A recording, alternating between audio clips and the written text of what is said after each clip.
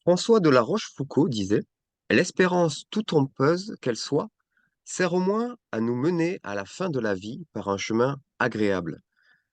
Alors Franck, est-ce que le chemin à la fin de la vie est toujours aussi agréable en France? Quelle belle citation, David, et j'en profite pour te saluer. Euh, eh bien, en tout cas, nous devrions faire en sorte qu'il soit le moins mauvais possible. Parce que, en fait, la fin de vie et le chemin de la fin de vie n'est pas nécessairement un chemin désagréable. Encore une fois, tout dépend, d'une part, comment on a préparé ce chemin. Euh, il y en a pour qui c'est un chemin aussi d'espérance et, et ils le vivent dans la foi de retrouver ce qu'ils aiment. Euh, et ça, ce n'est pour eux la fin de la vie terrestre, mais pas la fin de la vie, je voudrais dire avec un grand V. Donc, ce n'est pas forcément quelque chose à envisager toujours de manière avec un angle un peu catastrophiste. Ensuite, reconnaissons, le vieillissement n'a rien de très drôle. Le, le fait que le corps perde de ses capacités, notre mémoire également, etc. Tout cela n'est pas totalement réjouissant. Mais en revanche, si on apprend à vivre avec parfois une réduction de son autonomie, si surtout on peut être accompagné dans l'amour sur ce chemin de vie, eh bien, je crois que oui, c'est un chemin qui est fait d'espérance. Il n'y a pas de plus beau contexte de vie que celui de l'amour. Quand on est aimé, on est dans la joie. Alors après, reste la question de la douleur. Et cela, nous sommes heureux de savoir qu'aujourd'hui, grâce au développement de la médecine, eh bien, il y a des soins qui permettent précisément de réduire considérablement la douleur, voire de totalement l'effacer. C'est très important. Qui Hmm. d'entre nous n'a pas connu un moment d'hospitalisation et qu'il était bien heureux de pouvoir bénéficier d'antidouleurs dans sa perfusion ou de cachets à avaler. La douleur écrase, mais Hmm. quand elle est prise en charge, et aujourd'hui on a de bons moyens de la prendre en charge, alors elle ne devient plus si écrasante, et même si le corps, lui, s'affaiblit, l'esprit n'est pas pour autant et nécessairement plus faible. Il y a également des joies spirituelles autant qu'affectives dans la vieillesse. Et la Bible nous le rappelle, notamment quand elle rappelle la présence de Dieu, y compris dans nos vieux jours.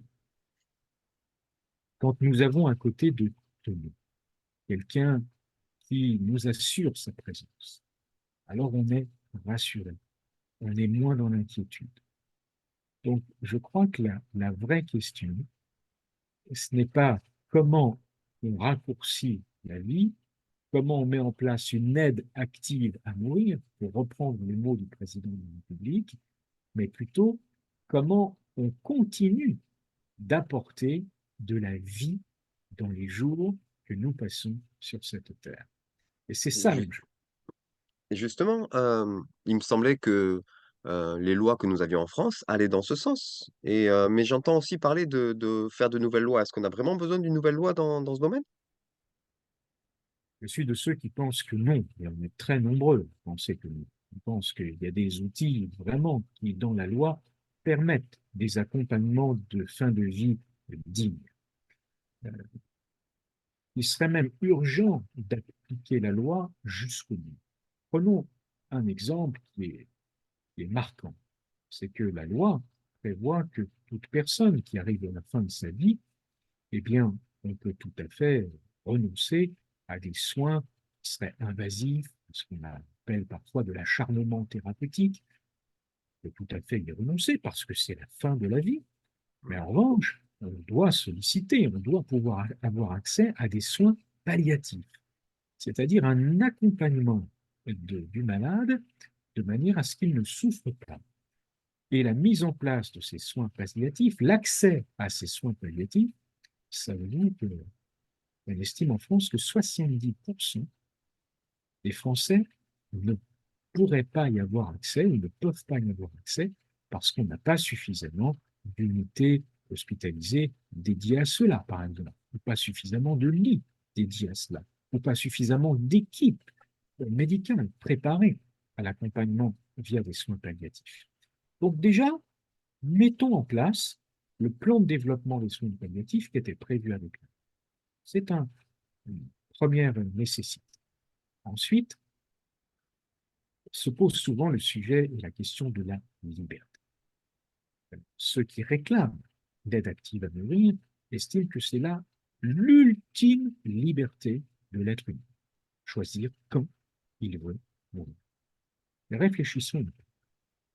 Si chacun avait cette ultime liberté, alors n'importe qui, à n'importe quel moment, pourrait décider de mettre fin à ses jours.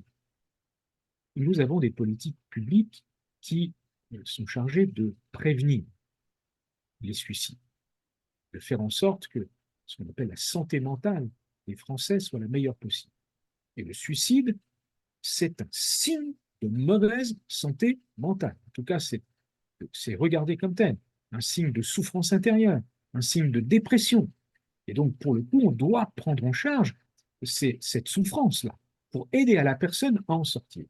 Mais si demain, la loi mettait en place un suicide assisté, mais qu'on explique comment on va pouvoir mettre en œuvre deux politiques publiques totalement contradictoires.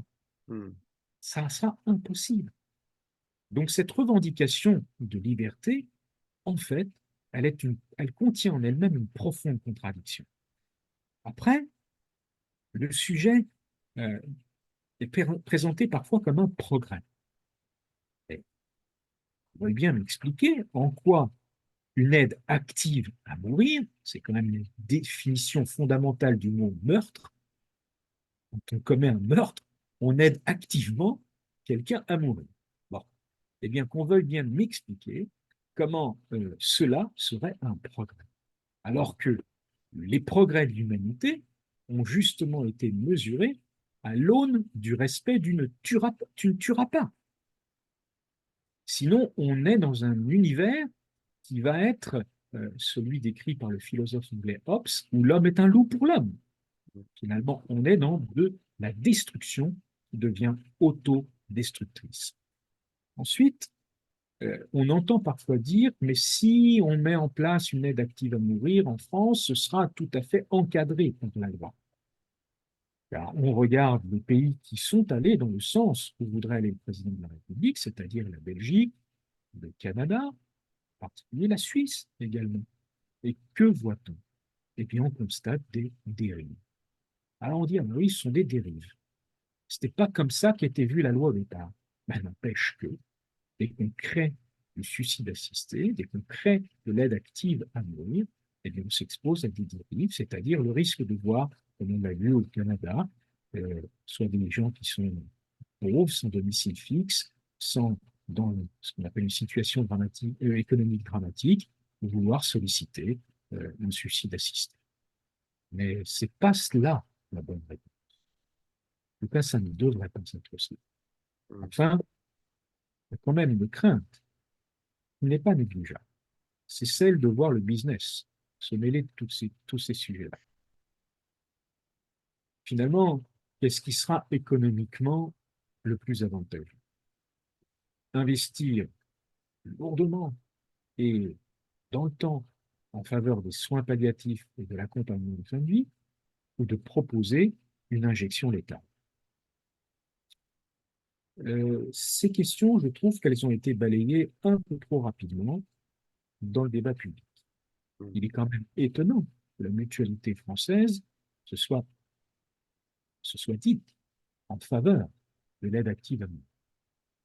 Parce qu'évidemment, être accompagné dans sa fin de vie, en particulier médicalement parlant, bien, c'est un coût. Mais est-ce que ce n'est pas aussi cela, le prix de la dignité? Attention à ces stratégies économiques que moi, je juge mal, Hmm. pas veillant mal sur l'humanité à laquelle nous appartenons. Mmh. Ouais, je suis content que tu aies fini sur cette dernière intervention parce que justement, c'était la question que je me posais et que je voulais te poser. C'était, est-ce que je réfléchis mal ou est-ce qu'il se pourrait que certaines des personnes qui poussent à ce qu'on accepte ce genre de pratique le fassent en fait pour des économies? En tout cas, on ne peut pas ne pas l'imaginer. Mmh, Alors, évidemment, c'est totalement inavouable. C'est totalement inavouable. Enfin, ça ferait scandale. On comprend bien. Mais les faits seront là. Et c'est pourquoi on voit, on comprend mieux pourquoi 800 000 soignants en France, représentant 13 organisations de personnel médical, se sont largement opposés au changement de la loi française parce qu'ils craignent de voir notamment les fonds publics se détourner du développement des soins palliatifs. mmh. C'est ça la crainte. Pour dire les choses avec dureté, une totale inhumanité et peut-être des économies à faire. Ouais. C'est Oui. terrible. Et on risque de se retrouver dans des situations où, de la même façon qu'à une certaine époque en France, peut-être encore aujourd'hui, hein, c'était important de connaître les bons chirurgiens pour pouvoir se faire opérer et pouvoir en ressortir vivant. Malheureusement, peut-être que demain, ce qu'on passera sous le manteau, c'est l'adresse des bons endroits où on sera accompagné pour nous mourir dignement, justement. Et on le voit, on l'a vu par exemple dans des reportages, parfois en caméra cachée, qui ont été réalisés en Suisse, où pour le coup, il y a un vrai business. Mmh. Il y a un vrai business. C'est étonnant. Bon, c'est pas très réjouissant, mais merci pour cet Bon, éclairage sur, l'actualité qui ne va pas tarder puisque, on ne c'est pas devrait pas très tarder. réjouissant, oui, sauf si on prend le temps de réfléchir comme on vient de le faire ensemble ce matin et qu'on se dise, eh bien, comment éviter tout cela? Eh bien, il faut surtout pas entrer dans une voie facilitant ou autorisant l'euthanasie. Voilà. Il y a des chemins, il ne faut surtout pas les prendre. Tu as 2 chemins, choisis la vie. Ah, mais c'est exactement cela. Tu as bien raison de le rappeler. Merci beaucoup, à bientôt Franck. Merci, David.